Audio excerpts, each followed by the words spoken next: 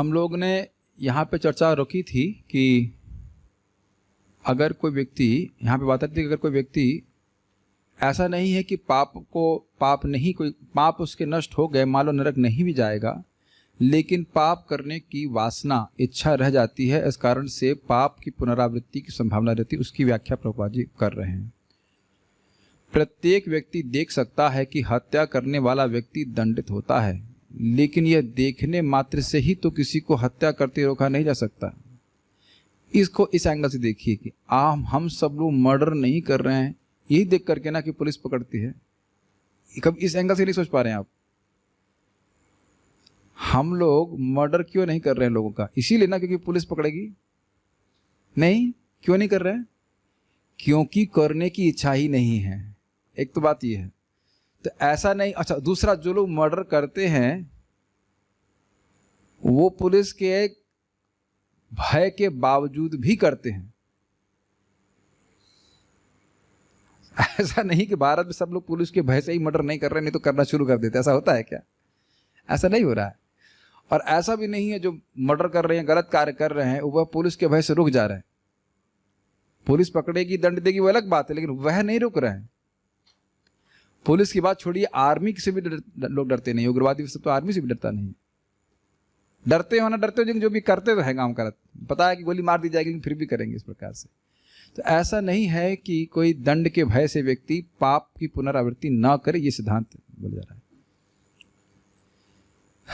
तो आप मेरे पहले वाली बात से समझ रहे होंगे कि पाप को रोकने का सही तरीका तो यह है कि लोगों के अंदर पाप की प्रवृत्ति ही ना उत्पन्न हो, पाप की प्रवृत्ति ही नष्ट हो जाए। तो पुलिस के भय की बात और ना भय की बात ही नहीं होती। Does that make sense? लेकिन प्रायः यहाँ पे देखा जाता है कि ये देखने मात्र से ही तो किसी को हत्या करते रोका नहीं जा सकता। हत्या करेंगे लोग, फिर भी लोग गड़बड़ काम करते हैं। प्रत्येक शास्त्र में तथा प्रत्येक विधि ग्रंथ में मनुष्य को आगाह किया गया है कि वह हत्या ना करे, फिर भी कोई इन नियमों की परवाह नहीं करता। तो उसका क्या उपचार है? दृष्ट श्रुताभ्याम यत पापम। दृष्ट मतलब देखा गया कि राजा दंड देता है, और श्रुत ये सुना गया कि नरक में जाना पड़ता है, फिर भी पाप होते हैं। व्यवहारिक अनुभव से तथा अधिकारी विद्वानों से सुनकर हर व्यक्ति जानता है कि पाप कर्म है क्या। अभी भी लोग एटलीस्ट भारत में जानते हैं कि शराब पीना पाप है। एटलीस्ट कुछ काफी लोग तो समझते होंगे इस बात, गलत काम है। मांस खाना पाप है। बहुत से जो धर्म भीरू व्यक्ति वो जानते हैं इस बात को। कोई यह नहीं कह सकता कि मैं नहीं जानता कि पाप क्या है। वैसे भी लोग भी होते हैं जो इतने तमोगुण में है कि उनको पता ही नहीं रहता कि ये गलत है।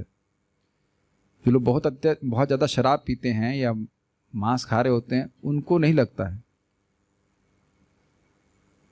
ये आप लोगों ने देखा है बहुत से घरों में से, स्पेशली कायस्थ कम्युनिटी देखी जाए तो आप आश्चर्य करेंगे। मेरा जन्म भी कायस्थ परिवार में हुआ था, तो मेरे ही नाम का मेरा नाम का कर्मी नाम था शोभित सिन्हा, और एक लड़का था मैकेनिकल इंजीनियरिंग में IIT, उसका नाम था शोभित श्रीवास्तव। तो हम प्रसाद ले रहे थे, 3rd ईयर की बात होगी, और कहते यार बड़ा गड़बड़ कर रहे हो। क्या गड़बड़ कर रहे हैं? अरे कायस्थ तो क्या मांस नहीं खाते हैं? मतलब जैसे मुझसे बहुत बड़ा अधर्म हो रहा है। देख रहे हैं आप, इतना बड़ा अधर्म हो रहा है कि कायस्थ परिवार में जन्म लिए, इतने उच्च कुल में, और आप मांस नहीं खा रहे हैं। ये सब स्थिति है। कितना गलत काम आप लोग कर रहे हैं, देखिए। नहीं, आप क्या बोलते हैं कि ठाकुर होकर तुम मांस नहीं खाओगे, ऐसे बोलते होगे शायद, ऐसे कुछ है ना।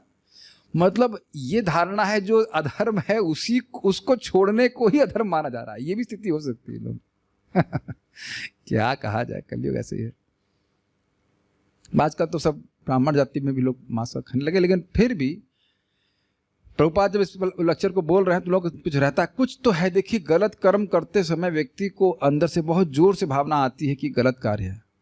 ये मनुष्यों में भगवान ने व्यवस्था दे रखी है। तो कह रहा है कि जानता है कि व्यक्ति पाप क्या है। ऐसे प्रायश्चित का क्या महत्व यदि एक बार प्रायश्चित करने के बाद भी वही पाप पुनः पुनः किया जाए। क्वचित निवर्तते भद्रात् क्वचित चरति तत्पुनः प्रायश्चित्तम अथो पार्थम मन्ये कुंजर शौचवत। श्रीमद् भागवत 6:1-9।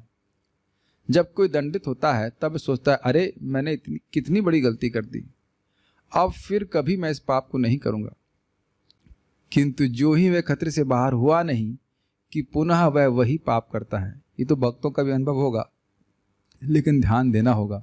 आप 6.2.9-10 अगर पढ़ा चुके इस टीका को, अब तो बहुत बाद में पढ़ाऊंगा, एक बार पूरा पढ़ा चुका हूं, कि परीक्षित महाराज ने जो प्रायश्चित करते हैं और उसके बाद पुनः पाप कर देते हैं, उसकी निंदा करिए। कह रहे हैं पार्थ, मतलब उस प्रायश्चित कोई मतलब नहीं है। लेकिन जो भक्त भक्ति कर रहा है और वह कदाचित पाप कर दे तो उसकी भर्त्सना नहीं करना है।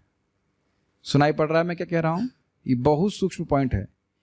व्यक्ति भक्ति करते हुए भी देखा जाता है कि उससे पाप हो जाते हैं, लेकिन उसकी भर्त्सना नहीं कर रहे हैं। इसलिए देखिए श्लोक देखिए, आप श्लोक ध्यान से देखिए। प्रायश्चित्तम अथो पार्थम, अपार्थम और छुपा हुआ उसमें अपार्थम मतलब यूजलेस। क्या शब्द है? क्या क्या यूजलेस है? प्रायश्चित अथ, इसलिए प्रायश्चित यूजलेस है। क्यों? कुछ समय के लिए पाप, कुछ समय के लिए क्वचित निवर्तित, कुछ समय के लिए पाप छोड़ते हैं।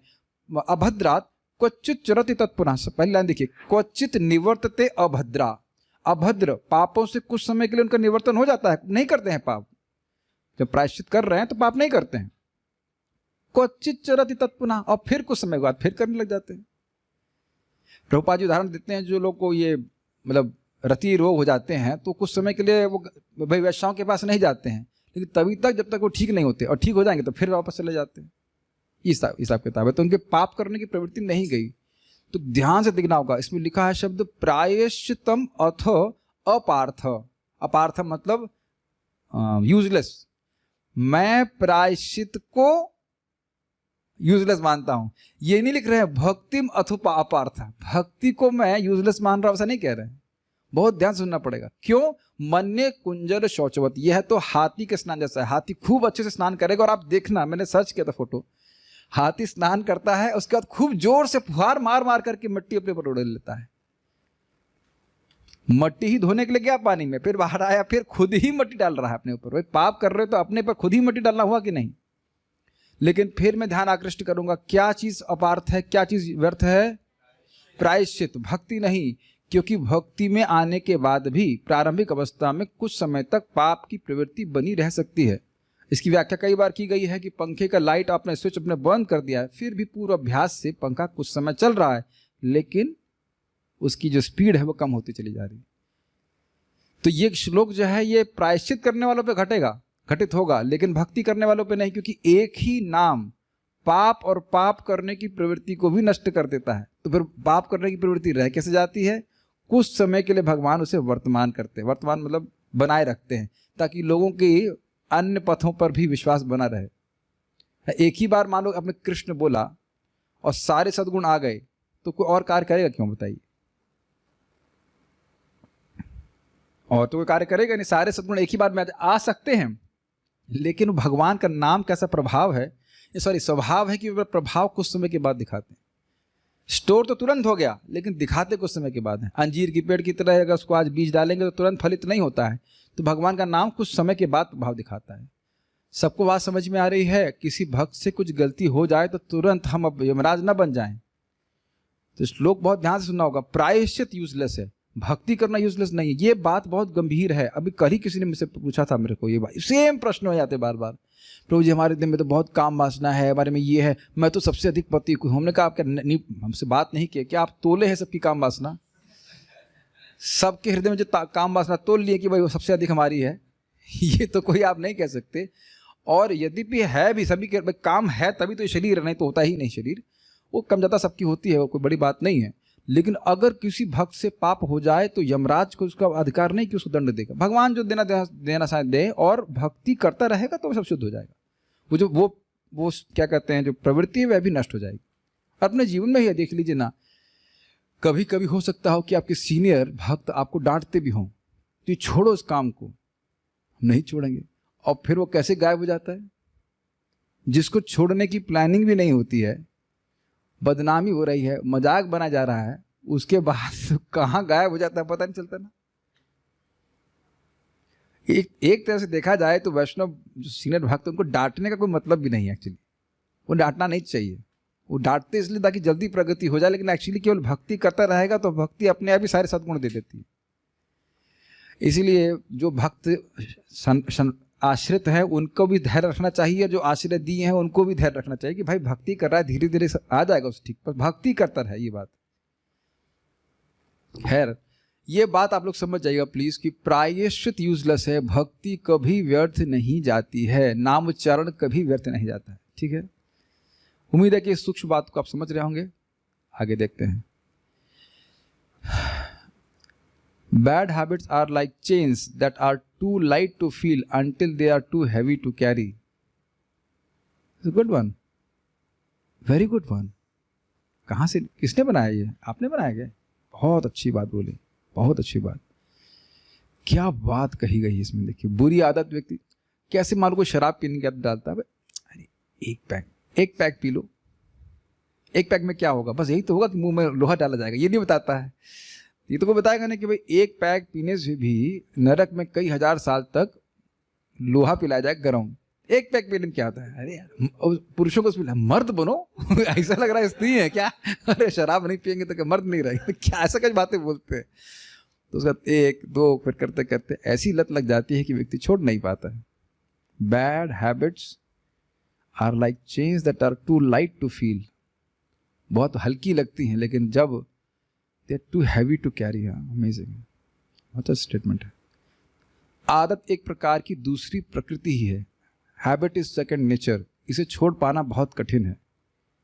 श्वा यदि क्रियते राजा तत्किम नाशनात्य उपाहनम।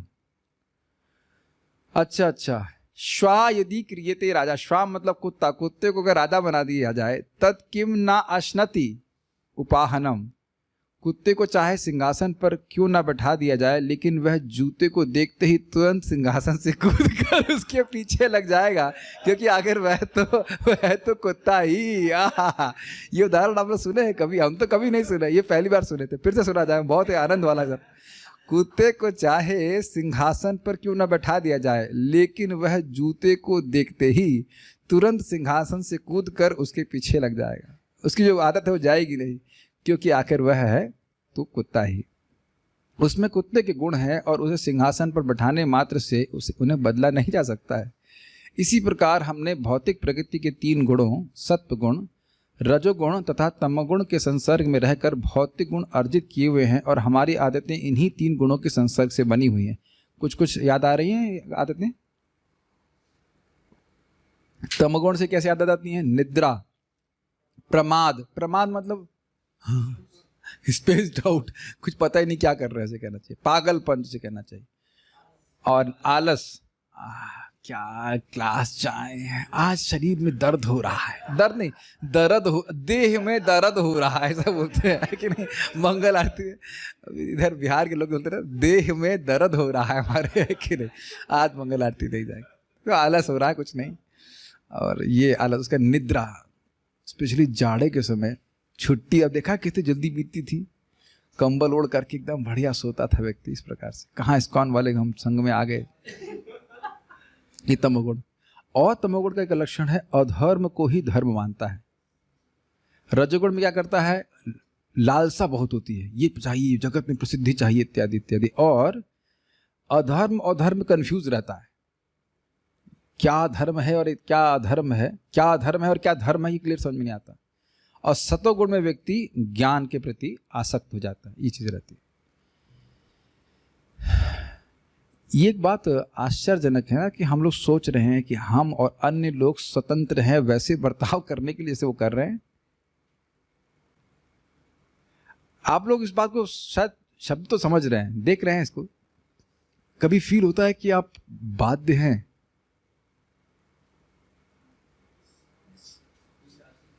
नहीं नींद तो आती है, लेकिन जैसे हमारा स्वभाव है, या बहुत सोचेंगे तो आपको समझ में आएगा कि हम बांधे हुए हैं। जिस तरह से अच्छे हो चाहे बुरे हो, हमारा अच्छा बर्ताव हो चाहे बुरा बर्ताव हो, लेकिन मोस्ट ऑफ अस, हम सभी लोग स्वतंत्र नहीं अपने स्वभाव से अलग जाकर कार्य करने के लिए। और अद्भुत बात यह है कि हम स्वतंत्र नहीं है तो सामने वाला भी तो नहीं है।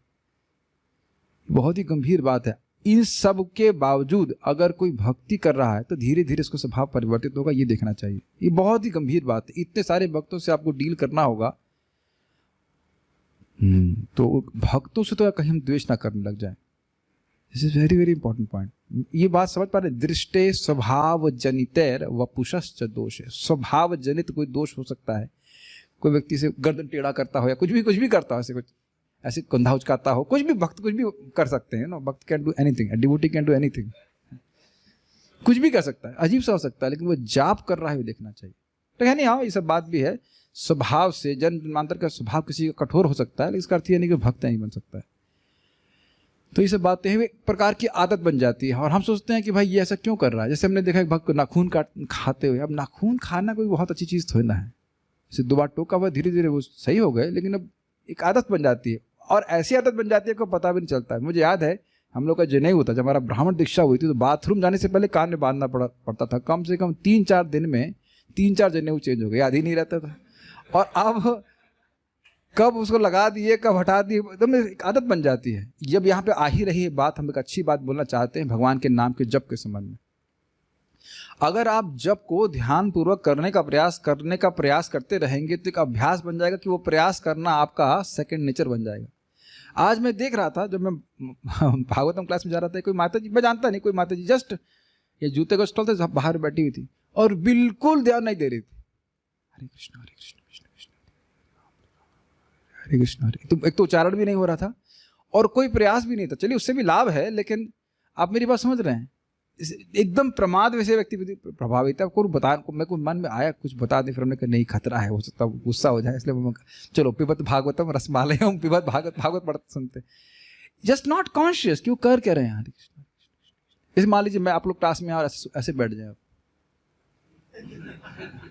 क्या करने आए भाई तुम, है कि नहीं, पूछा जाएगा ना कि आप क्या करने आए।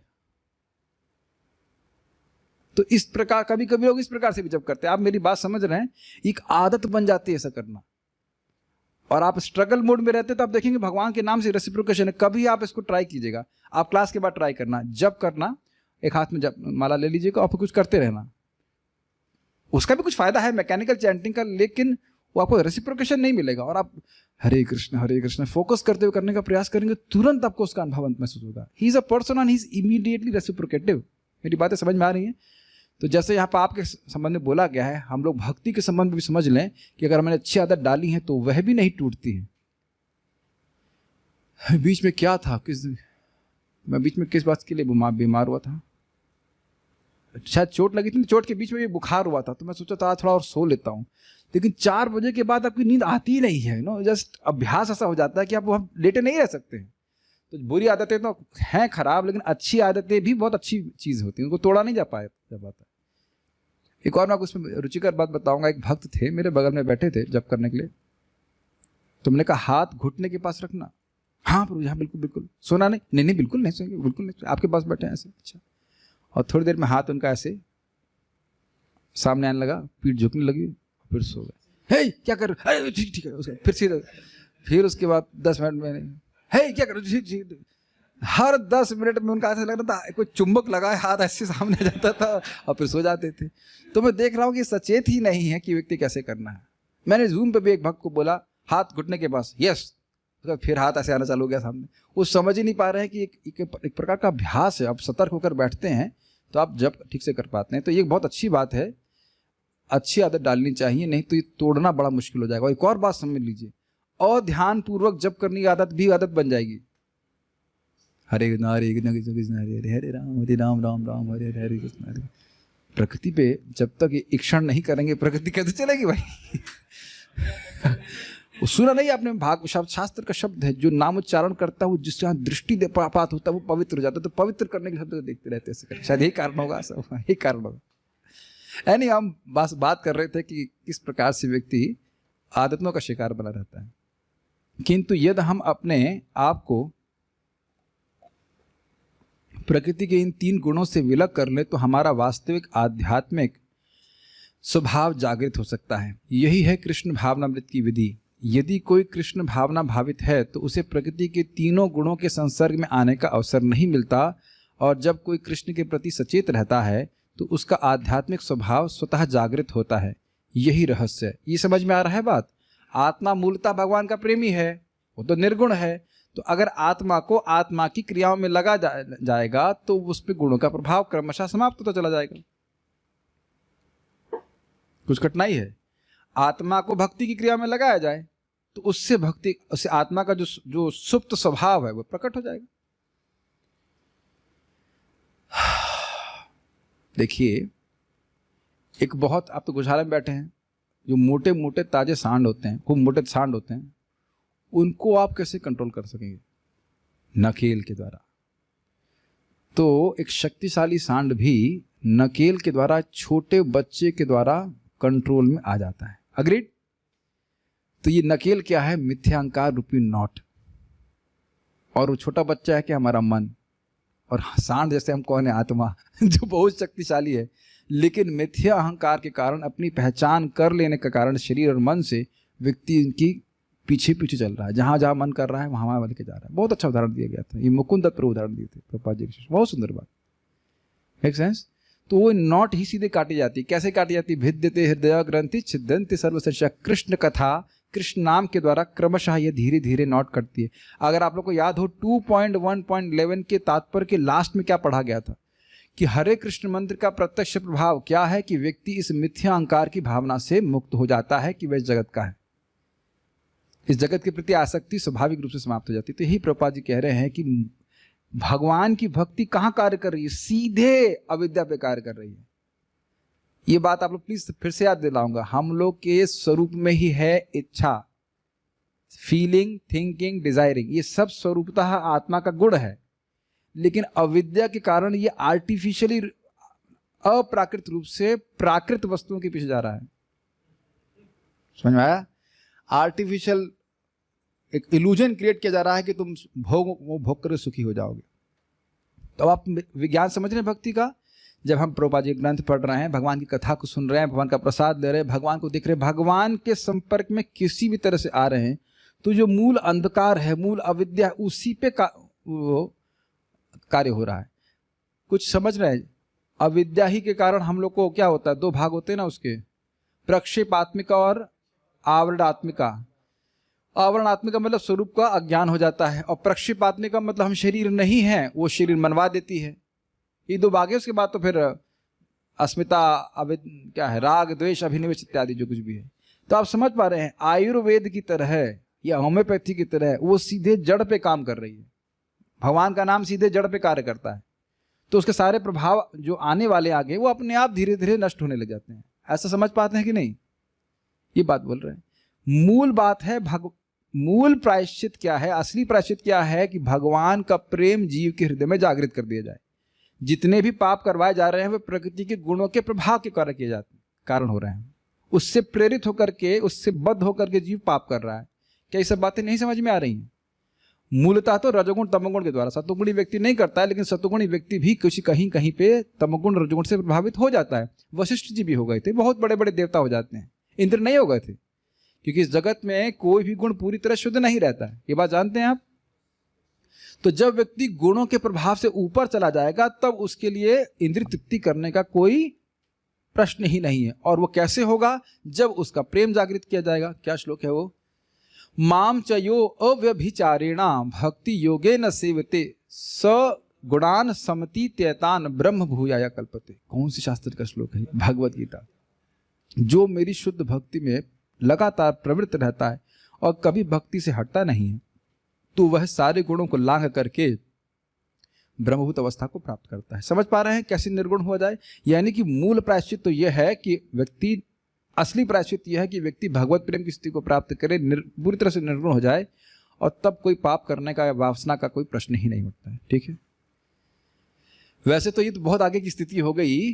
भाव भक्ति में भी कोई भोग की इच्छा नहीं रहती है। निष्ठा के स्तर पे भी 75% क्लियर हो जाता है। बहुत हल्का हल्का कुछ रहता है, बहुत हल्का हल्का। तो जो लोग कृष्ण भावनामृत विधि का तो समझ पा रहे हैं, हम लोग अपने प्रेम को जागृत करने के लिए भक्ति का अभ्यास कर रहे हैं। बहुत सिंपल सी बात है, but have to be conscious. और जैसे जैसे प्रेम विकसित होता जाएगा, व्यक्ति के अंदर अपने आप ही बुरे कार्य करने की प्रवृत्ति नष्ट हो जाएगी। जो लोग कृष्ण भावनामृत विधि का गंभीरता पूर्वक पालन करते हैं, यद्यपि भले ही वे पहले अनेक अवांछित आदतों के अभ्यस्त रहे हों, ऐसे पद पर टिके रहते हैं जहां मात्र कृष्ण भाव अमृत का अभ्यास करने से भौतिक कल्मश विद्यमान नहीं रहता। बड़ा स्पष्ट है, भक्ति करने से सारी जो पुरानी आदतें हैं वो गायब हो जाती हैं। जैसे ऐसे गायब हो जाती है जैसे आप दवा लेते हैं और बीमारी गायब हो जाती है। और शायद बहुत बार तो हम नोट भी नहीं कर पाते कब गायब हो गई। ठीक है, हमको याद है एक ब्रह्मचारी आए थे पुणे से, उनके यहाँ नाक पे एक फोड़ा हो गया था, पीले पीले होते ना पस वाले। तो हमारे दादू ने से देखा उसे, एक नज़र, यही दवा खाओ, अगले दिन गायब हो गया। गायब ही हो गया, ब्रह्मचारी नहीं, फोड़ा।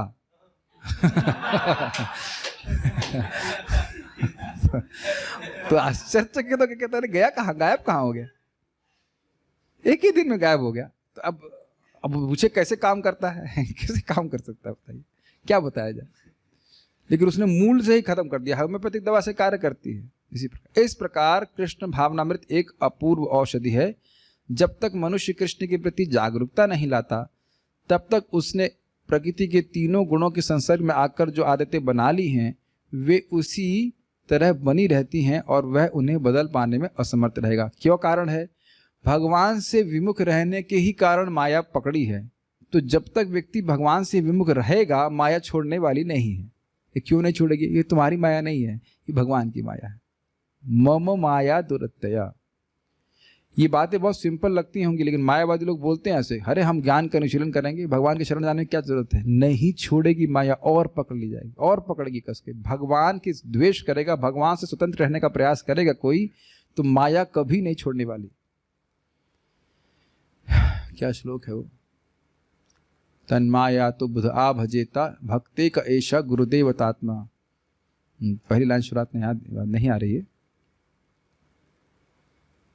भयम द्वितीयाभिनवेश तस्यात् ईशाद अपेतस्य विपर्य स्मृति तन्माया तो बुधा भजेता भक्ते का ऐशा गुरुदेवतात्मा। भयम, जीव को भय क्यों हो रहा है? द्वितीय अभिनिवेश, इस जगत में भगवान के अलावा किसी वस्तु की सत्ता दूसरी है, ऐसा अभिनिवेश होने के कारण भय है। कुछ समझ रहे हैं? वस्तुएं जितनी भी देख रहे हैं वो किसकी हैं? भगवान की दिख रही हैं, द्वितीय किसी दूसरे की दिख रही हैं। पापा की हैं, मेरी हैं, मम्मी की हैं, ताई की हैं, पत्नी की हैं, बच्चे की, किसी की भी है। भगवान की हैं ये नहीं दिख रहा है। कुछ समझ पा रहे हैं? भगवान के अलावा कोई दूसरा प्रोप्राइटर नहीं है, लेकिन दूसरा प्रोप्राइटर मान करके उसमें अभिनिवेश ही भय का कारण है। तो जो ज्ञानी लोग हैं ये भी भगवान के शरणागत नहीं होते। तो भगवान के शरणागत नहीं होगे तो माया कैसे छोड़ने वाली है? नहीं छोड़ने वाली। इसीलिए विपर्य स्मृति, विपर्य स्मृति, व्यक्ति सोचने लगता है मैं शरीर हूं, मैं भगवान से कॉम्पिटिटर हूं, भगवान को क्यों दूंगा मैं, भगवान को क्यों दूंगा मैं। फिर वही उदाहरण, खाना लेते हैं पेट में डालते हैं, तो पेट के शरणागत है ना हाथ, और हाथ ये सोचने लग जाए हम पेट क्यों देंगे, क्यों, हमने मेहनत किया है, हम पेट क्यों देंगे। तो ये उनकी स्वरूप स्थिति है क्या? नहीं है, बिल्कुल विपरीत विकृत स्थिति है। मेरी बातें समझ रहे हैं? तो जिस प्रकार से कोई भी अंग पेट से अलग चल करके सुखी नहीं हो सकता है, उसी प्रकार से भगवान की सेवा किए बिना कोई जीव सुखी नहीं हो सकता है। तो ज्ञानी लोग कहें कि हम अगर भगवान की शरण नहीं लेंगे और पार हो जाएंगे ज्ञान का अनुशीलन करके, तो नहीं, माया पकड़ी है तुमको, माया छोड़ने वाली नहीं है, उस ईश्वर की माया है। Make sense? और दूसरे एंगल में देखिए कि जो व्यक्ति भगवान की शरण लेगा उसको माया क्या करेगी? माया तो छोड़ना ही पड़ेगा माया को। वह जो मूल गलती है भगवान से विपर्य, भगवान से मुख घुमाने लगा, उसको ठीक करता है भक्त। तो इसका आप अपने जीवन में प्रभाव नहीं देख रहे हैं? पहले कितनी बुरी बुरी आदतें थी और वह सब क्रमशः छूटती चली जा रही। तो क्या हो रहा है? माया का प्रभाव कुछ कम ही तो हो रहा है। बहुत सारी भौतिक इच्छाएं तो सब गायब हो रही हैं। तो क्या है? ये माया का प्रभाव कम होता हुआ नहीं दिख रहा है। तो आप कर क्या रहे हो? हरे कृष्णा कृष्णा कृष्णा हरे हरे, हरे राम राम राम हरे हरे। और ये अच्छा क्यों नहीं लगता हरे कृष्ण मंत्र? उतना अच्छा क्यों नहीं लगता जितना हमें? क्या कारण है बताइए? अविद्या। बस सिंपल, सिंपल सी बात, एकदम सिंपल सी बात। तो बार बार उच्चारण करने से ये नष्ट होती चली जाएगी, आपका आकर्षण भगवान के नाम के प्रति, भगवान की कथाओं के प्रति बढ़ता चला जाएगा। Make sense? आप लोग कभी सोचते नहीं है कि भाई इतनी अच्छी वस्तु कथा है, लोग सब सुन क्यों नहीं रहे हैं? आप लोग रोज ही सुनने आते हैं और मैं आपको रोज ही बोर करता हूं, लेकिन अब बोर नहीं हो रहे हैं। और आप लोग सैलरी क्या मिल रहे हैं इसकी कथा के? कुछ सैलरी तो कुछ दे नहीं रहे हैं लोग। कुछ बताया क्या? कुछ खबर आई कुछ क्या? खैर नहीं, डोनेशन और मांग लेते, सैलरी तो देते नहीं कुछ ऐसा। तो अब आप ये बताइए कि क्या सभी को इस प्रकार से अच्छा लग रहा है? तो हाँ, उन लोगों को बिल्कुल रुचि नहीं है, तो आपकी और उनकी स्थिति में कुछ अंतर है कि नहीं? देखने में तो वही नाक कान लगता है सब कुछ। अभी अगर पैंट शर्ट पहना दिया जाए तो पहचान भी नहीं पाएगा कि व्यक्ति भक्त है कि नहीं। ना तिलक मिटा दिया जाए तो ये नहीं कह सकते कि ये भक्त है ना। मैं आप लोग को एनकरेज कर रहा हूं दिखाने के लिए कि इस समय भी रुचि है, और बहुत ऐसा नहीं कि मैं बहुत कठिन बातें बोल रहा हूं, लेकिन अन्य लोगों की रुचि नहीं होगी। ये कैसे आया? भगवान का नाम उच्चारण करने से, भगवान के बारे में सुनने से आया। कुछ अविद्या नष्ट हुई है, इसलिए अच्छा लग रहा। ठीक है। यदि कोई सचमुच जल मृत्यु के आवागमन से बचना चाहता है तो उसे कृष्ण भक्ति को ग्रहण करना होगा, और केवल हल्ला करना है कि हमें उस सच्चिदानंद की प्राप्ति करनी है उसकी, तो फिर वो कुछ भी चिल्लाते रहो, उसे कुछ होने वाला नहीं। भगवद गीता में भगवान कृष्ण कहते हैं, माम च यो व्यभिचारेण भक्ति योगेन सेवते सगुणान समतीत्येतान ब्रह्म भूयाय कल्पते। यही श्लोक अभी मैं कोट किया था। जो पूरी तरह से भक्ति में सेवा में लगा रहता है, अर्थात वाणी से, शरीर से, मन से, जो किसी भी परिस्थिति में नीचे नहीं गिरता, फ्रैक्चर नहीं होता उसको, कभी सीढ़ी पे स्लिप नहीं करता। ये तो अर्थ है नीचे नहीं करता। क्या मतलब है? जो नीचे नहीं गिरता, सोता भी वो खड़े खड़े ही है। यही अर्थ है क्या? नीचे नहीं गिरता मतलब भक्ति के पथ को नहीं छोड़ता, वह तुरंत ही भौतिक प्रकृति के गुणों को पार करके ब्रह्म के पथ को प्राप्त होता है। और कोई कहे प्रभु जी मैं नीचे गिरा हूं, तो और तो नहीं गिरोगे, ऊपर ही उठोगे। ये भी एक पॉइंट है कि कहे कि हम बहुत पतित हैं, तो बहुत पतित हो मतलब और नीचे नहीं जाओगे ना, ऊपर ही तो जाओगे ना, तो भक्ति करो। ये शास्त्र बोला क्या? जो जमीन पे गिरा हुआ है वो और क्या गिरेगा, जो जमीन पे सोया हुआ और क्या गिरेगा, तो वहीं से भक्ति शुरू करो, प्लस ही जाओगे, है कि नहीं। एक बार प्रभुपाद से किसी ने कहा, Prabhupada I am so fallen. Prabhupada बोले, you are simply insignificant, you are not the most anything. Krishna भावनामृत की प्रक्रिया किसी प्रकार के प्रायश्चित की संस्तुति नहीं करती। कोई कितना ही प्रायश्चित करके देख ले, यदि वह प्रेम पूर्वक भक्ति करने तथा अपने जीवन को शुद्ध करने के पद तक ऊपर नहीं उठता, तब तक उसके आत्मा के रोग बने ही रहेंगे। ये बात समझने वाली है। क्या श्लोक हम लोग बोलते हैं, हराव भक्तस्य कुतो महद गुणा मनोरथीना सति धावतो भई। कोई भगवान का भक्त नहीं है तो कितना ही अच्छे गुण अभी प्रकाशित कर ले कुछ समय के लिए, लेकिन जहां सा थोड़ा सा इंद्रिय तृप्ति में इसकी बाधा आएगी, सारे उसके सद्गुण छूट जाएंगे। वो मन के रथ पे आरूढ़ होकर के इधर से उधर भग रहा है। Make sense to you? बहुत अच्छी बात बोल रहे हैं, काफी इंटरेस्टिंग है। एक और बात यहाँ पे आ रही तो ध्यान देना होगा कि देखिए, अगर भक्त से कुछ गलती हो जाए, अगर वो प्रायश्चित करने लग गया, तो भगवान की भक्ति के प्रति बहुत बड़ा अपराध होगा। सुनाई पड़ रहा है? किसी भक्त से कोई भी गलती हो, उसको भक्ति देवी की ही आश्रय लेना है। उनके अलावा उनसे अधिक समर्थ कोई नहीं है। नाम अपराध कर रहे हैं तो भी नाम का ही आश्रय लेना है। देखिए, ये बहुत बड़ा अपराध होगा। एक नाम अनंत कोटि जन्मों के पाप को नष्ट करता है। अब कोई कहने नाम नहीं कर पाएगा, मैं कोई और प्रायश्चित करूं, तो ये कितना बड़ा अपराध है। ऐसे पाप किए हो और अब नाम अपराध कर रहे हो, तो ये व्यक्ति को समझना हो जाए। अब कह रहे हैं वैष्णव अपराध हुआ, तो पहले ये बताइए कि वैष्णव अपराध हुआ किस लिए? हुआ किस लिए? बहुत सारे कारण है। एक तो कारण है कि वैष्णव की महिमा नहीं समझ रहे हैं, भगवान के बारे में नहीं सुन रहे। जब नाम जाप अच्छे से व्यक्ति करता है, हृदय में नम्रता अपने आप आती है। उसे जो अच्छा करते हैं ना, उनको दिखाई पड़ता है हमसे कुछ गलती हुई है कि आज हमें नहीं शामिल रहा है जो भी कारण। Become very conscious. कृष्ण स्वयं ज्ञान प्रकाशित कर देते ना, आपने ये गलत किया, आपने ऐसे नहीं, आपको ऐसे बोलना नहीं चाहिए था। हो सकता है कि सामने वाला भक्त अपराध ना ले, लेकिन आपको यही बोध होगा कि नहीं, हमसे गलती हो गई, हमें ऐसा नहीं कहना चाहिए। बड़ा अमेजिंग है। मैं आपको एक असली घटना बताता हूं तो आपको समझ में आएगा। रामकृष्ण लोग जानते हैं, हमारे जो भक्त हैं उधर, भजनानंदी साधु है, 3 लाख नाम जप करते हैं। कब बहुत प्रेम हमसे बहुत प्रेम करते हैं, हमको बहुत अच्छे लगते हैं। तो आए थे एक बार आश्रम में से बातचीत कर लेती, तो वो इस वक्त मैं मैनेजमेंट के पोस्ट में था, अभी भी हूँ, उसमें था। तो ऐसे बोल दिए कि लोग पद प्रतिष्ठा के लिए मैनेजमेंट बन जाते हैं, मैनेजर बन जाते हैं ऐसे करके। अगले दिन आके प्रणाम करके मेरे को माफ़ी मांग रहे थे मेरे से। वो कहाँ हैं, देखो 3 लाख नाम जप करने वाले वक्त, हम तो 16 माला करते हैं। कहते हमने आपके प्रति अपराध कर दिया। हमने कहा नहीं प्रभु जी, हमने ऐसे क्या अपराध, आपने कुछ भी नहीं ऐसे। They are very sensitive.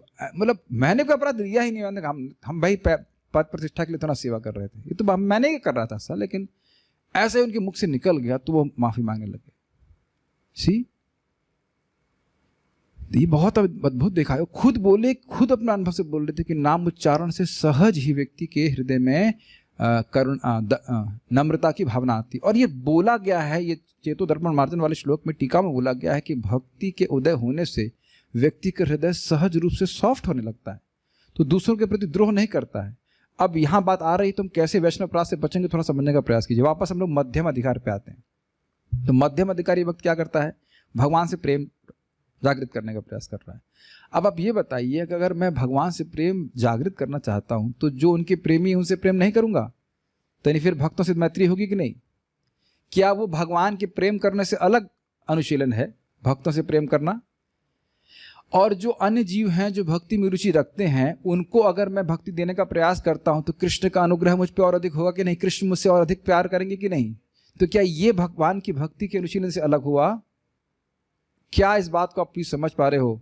This amazing things अगर विचार करें तो ये चारों प्रकार के व्यवहार। और मान लो कोई द्वेष कर रहा है, तो आप द्वेष नहीं कर रहे हो, तो भगवान आपसे प्रसन्न होंगे कि नहीं? क्योंकि आप जानते हो कि व्यक्ति द्वेष भी अज्ञान में ही कर रहा है। तो क्या यह भी भगवान के प्रति प्रेम प्रस्तुत करने का, बढ़ाने का कार्य हुआ कि नहीं? भगवान बोले हैं ना कि जो मान अपमान इत्यादि में संबंध रहता है वो भक्त मुझे बहुत प्रिय है, 12वें अध्याय गीता में बोले है कि नहीं? इसका अभ्यास हम कर रहे हैं तो सुखी होंगे कि नहीं? तो अगर हम भक्तों की, समझ पा रहे हैं, जितना आप शुद्ध होंगे उतना अन्य भक्तों में भी शुद्धता देख पाएंगे। Purity is the force to see the purity in others. जब हम स्वयं गंभीरता से भक्ति करेंगे तो हम ये भी देखेंगे, हो सकता है कि भक्त मान लो सुबह नहीं उठ पा रहा हो सकता बीमार हो या कुछ भी कारण रहा हो। अब मान लो कि माता जी हैं और उनकी छोटी बच्ची है 2 साल की या 6 महीने की। अब वो बताओ, अगर 6 बार उठाए रात में, जो भी कारण से उठाते ही बच्चे, तो क्या वो माता जी भी अब सुबह एकदम 5 ही बजे उठ जाएंगी, 4 बजे उठ जाएंगी? हमारे तो कूलर ने एक दिन हमको उठा दिया था, तो हमको बहुत दिक्कत हुई थी। हाँ, तो बहुत शीशा लग रहा, कूलर का पानी समाप्त हो गया, 15 मिनट उसको पानी पिला रहे, फिर मैं स्मरण हो रहा था, भाई माता जी लोग कैसे बच्चे पालती हैं? पाल तो लेती है, लेकिन उसका साधना कैसे कर लेती है उनको भी जानना। मेरी बात समझ रहे हैं? तुरंत ये जो वैष्णव अपराध का मूल कारण यही है कि असम्मान की भावना। समझ पा रहे हैं बात? ऐसे रहता है। और ऐसे लोगों का संग करना जो इस प्रकार की असम्मान की भावना से युक्त रहते हैं, तो हमें नहीं करना चाहिए इसे। ये विवेक श्रीमद् भागवत के श्रवण के द्वारा और नाम जप के द्वारा अपने आप आता है। ऐसा नहीं कि आप करते जाओगे। महाराज कितना सुंदर स्टेटमेंट है, अपराध करने से अपराध होता है, नहीं करने से अपराध नहीं होता है। समझ रहे ना बात? उंगली को पानी में डालें, उसके बाद बिजली के सॉकेट में अंदर घुसाएं, अरे करंट लग गया तो भाई इतनी मेहनत करोगे तो करंट लगेगा ना। तो बुरी जन पर समझाते हैं, थोड़ा वाणी को संयम रखिए, भगवान के बारे में बातचीत करते रहें, और ऐसे लोगों से बातचीत ना करें जो निंदा करने के चक्कर में रहते हैं, तो हम बहुत बच जाएंगे। और उस पर भी कदम कानन महाराज बड़ा अच्छा बोल लेते हैं। अनजान में कोई अपराध हो जाए तो इतनी बड़ी बात नहीं है, लेकिन अब हम योजना बना करके भाई उसको बदनाम करना है, ये तो भक्ति में बहुत आगे बढ़ रहा है, उसकी टांग खींचनी है, उसकी माला छीन लें, छुपा दें, यह सब फिर घोर अपराध हो जाएगा। किसी की सेवा में बाधा नहीं देना चाहिए, ये बहुत बड़ा अपराध है। अब ऐसे गलतीवश कुछ निकल जाए तो वो अलग बात है, लेकिन उसको भी अवॉइड करना चाहिए। उससे मिलेगा क्या? तो कुछ नहीं मिलेगा, नुकसान होता है। वो भी नुकसान करता है, लेकिन उतना नहीं जितना कि इस तरह से योजना बना करके साधना के रूप में भक्तमाल चलाया जाए तो वो गड़बड़ करता है। ठीक है, सभी कुछ सही कर देता है। इहा हईते सर्व सिद्धि होइबे तुहार। सो इसके द्वारा हम मुक्त होंगे। और लास्ट लाइन क्या है? We are trying to give people that happiness which will never be exhausted, that is our objective of happiness. तो भगवान का कृष्ण प्रेम का अभ्यास के बारे में चर्चा हुई थी। अब आगे हम अगला अध्याय कल करेंगे। कोई प्रश्न मेरे पास आज है नहीं। एक भक्त बोल रहे हैं कि आपने बोला था कि भक्ति करने से पाप प्रवृत्ति नष्ट होती है। It's true, I can feel it. तो क्या पाप से जो रिजल्ट मिला, जैसे मेरा हेल्थ खराब हो गया, तो क्या नाम जब से हेल्थ ठीक हो सकती है? अच्छे से भक्ति करने के लिए हेल्थ चाहिए। देखिए, मैं जानता हूँ आपके बारे में। देखिए, पहली बात मैं आपके बारे में सोच ही रहा था आज। कोई भक्त नाम जप कर रहा है तो हम तो सुनते हैं कि नाम से सारे कर्म नष्ट हो जाते हैं, तो भाई अब दुख क्यों आ रहा है? भगवान दे रहे हैं। अब भगवान क्यों दे रहे हैं? क्योंकि वो आपसे प्रेम करते हैं। अब ये बात समझने के लिए बहुत सिद्धांत की समझावट होनी चाहिए।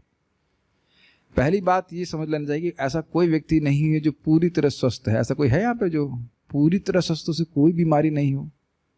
डॉक्टर भी ऐसे नहीं होते। Suffering is for everyone in this world. इसीलिए तो भगवान अर्जुन को बोल रहे हैं, मात्रा स्पर्शास्तु कौन्तेय शीतोष्ण सुख दुखदा आगाम पाइनो नित्यस्ताम तितिक्षस्व भारत।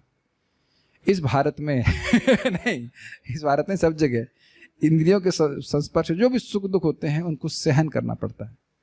तो ये भक्त बोल रहे थे कि पहले बहुत स्वस्थ थे, अब एकदम से बीमार पड़ गए, तो अब आप बीमारी के लिए जो भी आवश्यक है वो कीजिए।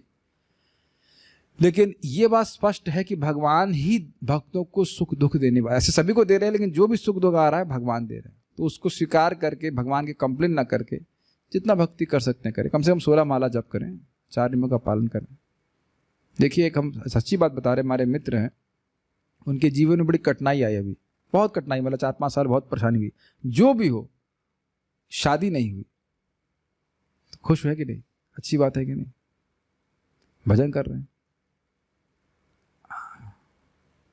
इतने बड़े सुख से वंचित रह गया और आप कह रहे हैं सुख ही नहीं।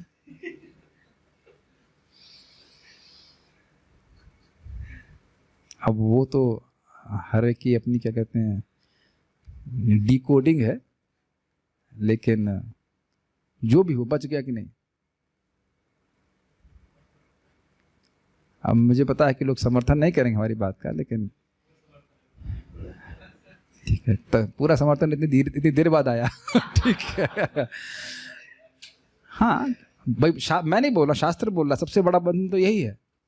अब हम ये नहीं कह रहे हैं कि हम जो भी कह रहे हैं, हम कह रहे हैं नहीं कह रहे हैं, उसका मतलब नहीं, जो करना है वो करे, लेकिन बंधन तो है ना।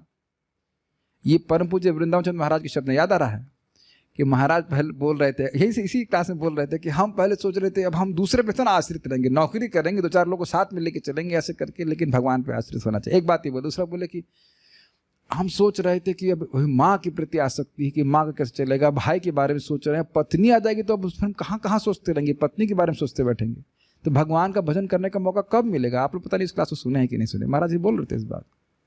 और आसक्ति हो जाती, बहुत गहरी आसक्ति हो जाती। आई मीन, मैं ब्रह्मचारी क्लास नहीं देना चाहता, मैं खाली बोल रहा हूँ कि ऐसे लग रहा है कि बहुत दुख में है। अब वो ठीक है, जो भी चल रहा है वो भगवान की भक्ति कर पा रहे हैं, ब्रज में रह रहे हैं, भक्ति कर पा रहे हैं। मैं एक और एग्जाम्पल से बताऊंगा, जो महाराज एग्जाम्पल दिए, बड़ा अच्छा लगा था। कभी कभी आप किसी भक्त के जीवन में कष्ट कम होता हुआ नहीं देखेंगे। इसका कारण क्या है? तो आप लोग जानते हैं उस उदाहरण को, बहुत अच्छा उदाहरण है कि देखिए, कोई डॉक्टर है और किसी के फोड़ा निकला तो उसमें खील होती है कुछ, उसको निकाल देगा तो फोड़ा दोबारा कभी नहीं होगा।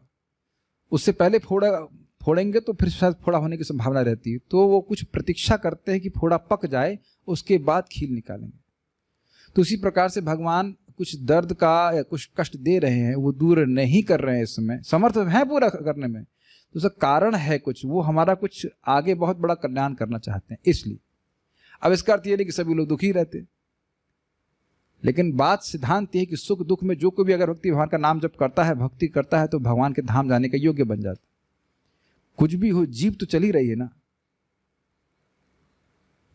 मेक सेंस ये। लेकिन आपकी बात से सहमत हूं कि हेल्थ आवश्यक होती है, तो आप भगवान से प्रार्थना करिए कि आपका स्वास्थ्य ठीक हो जाएगा, नाम जप करें। ये कर सकते हैं, भगवान मेरे को अच्छा स्वास्थ्य दे दीजिए तो मैं अच्छे से भक्ति करूंगा, बट पता नहीं शायद अच्छी हेल्थ ठीक हो जाए तो आप कहेंगे तो मैं कुछ और करूँ। वैसे उम्मीद है कि आप ऐसा नहीं करेंगे। तो भगवान किसी भक्त के संग कुछ गलत नहीं करते हैं। और ये बात समझ लीजिए कि जितना हमको भोगना होता है उससे बहुत कम भोगना होता है। ये भी एक इंटरेस्टिंग है, हम सोच रहे हैं हमको बहुत भोगना पड़ रहा है, और ये नहीं, अगर हिस्ट्री दिखा दी जाए कि हमने क्या करतूतें करी हैं, तब कहेंगे अरे भाई वो तो बहुत ज़्यादा है। अच्छा, ऐसा समझ लीजिए, एक बार कभी आपका पुलिस वाले ने चालान किया ही होगा, और कहता है तुमको 2000 रुपये देने पड़ेंगे, है कि नहीं? बाद में वो खुश होकर बोलता ठीक है 200 रुपये दे दो। तो आप खुश होते हैं कि दुखी होते हैं कि 200 रुपये देने हैं? घुस थे, बच गए कि भाई बच गए, 1800 रुपये बच गए, है कि नहीं। तो अब अगर दिखा दिया जाए कि हम लोग क्या क्या गलत कर्म किए हैं पिछले जन्मों में और उसके हिसाब से क्या क्या भोगना पड़ता है इस जन्म में और आगे के जन्म में, तो व्यक्ति डर जाएगा। तो इसलिए भगवान डराते नहीं है, लेकिन बहुत थोड़ा करके भगवाते हैं, और वह भी इसलिए तक क्योंकि हमारे मन में भोग की इच्छा है। ये जनरल बोल रहा हूँ, शुद्ध भक्तों के हृदय में भोग की इच्छा ना होते हुए भी उनके जीवन में कष्ट आता है। वो तो भगवान इसलिए करते हैं ताकि दिखाएं कि देखो मेरे भक्त कितने शरणागत हैं। गोपीनाथ पटनायक शुद्ध भक्त हैं और उनको चांगा पे चढ़ा दी गई, नीचे तलवार है, एकदम टंगे हुए बिल्कुल गिरने के लिए, फिर बचा लिए महाप्रभु उनको। तो सब क्यों कर रहे हैं? कवयो मोहयंती कवयोपी ही, जो कवि जन है वह भी नहीं समझ पाते। तो जब 5000 साल पहले भगवान थे, युधिष्ठिर महाराज तब पूछ सकते थे ना कि भाई आप हमें इतनी कष्ट क्यों आ रहा है। तो क्या उत्तर दिया गया? ना, इनसे पूछेंगे तो क्या कहेंगे, मैं क्या इतना बुद्धिमान हूं जैसा जानता हूं। तो भगवान इतना मोह करने वाले, भगवान की क्या गति है, भगवान किस तरह सोच रहे हैं, वो इतना समझ लेना चाहिए। भक्ता नाम शम अभिप्सतः, भगवान हमेशा अपने भक्तों को आनंद देने की इच्छा ही रखते हैं। इस समय कोई कष्ट या दुख जो भी दे रहे हैं, आगे जाके भक्त को अपने पास ही लेके आना चाहते हैं, बस सीधी बात। नारद जी 5 साल के बच्चे, बताओ कितने क्रूर भगवान है, माँ को मार दिया सांप के द्वारा। अरे कम से कम बड़ा हो जाता, कुछ इंजीनियरिंग कर लेता, तब माँ मरती तो ठीक था, तरीका तो ये था। तो आप यही कहेंगे दुख है, लेकिन नारद जी यही समझे क्या कि भगवान है हमारे मुक्ति का मार्ग प्रशस्त कर दिया। तो इसी अर्थ में हम समझ रहे हैं धैर्य से भक्ति करती रही। एक और बात यहाँ पे थी बहुत सुंदर जो महाराज बता रहे थे कि देखिए सुख दुख सबके जीवन में आएगा, लेकिन जो नियमित रूप से शास्त्र श्रवण करता है वह अभिभूत नहीं होता इन सुख दुख से। और ये देखा जा रहा है, ये देखा जा रहा है। मैं खुद से देख रहा था, कितना महीने 1.5 महीने पहले हम प्रणाम कर रहे थे मंदिर में, बड़े मूड में प्रणाम कर रहे थे। अष्टांग प्रणाम करने का पूरा लाभ होता है। मैंने कहा वाह। और पता नहीं कौन गैंडे जैसी माता जी फ्री फॉल कर गई मेरे पीछे पीठ पे, मुझे लगा प्राण मेरा मुंह से बाहर आ जाएगा। बात था ऐसे। और बाद में एक्सरे कराया गया तो यहाँ रिब्स में एक फ्रैक्चर है। जीवन में आज तक मुझे कभी कोई फ्रैक्चर नहीं हुआ। एक अहंकार था में कि सारी हड्डियां बराबर हैं, साबुत है।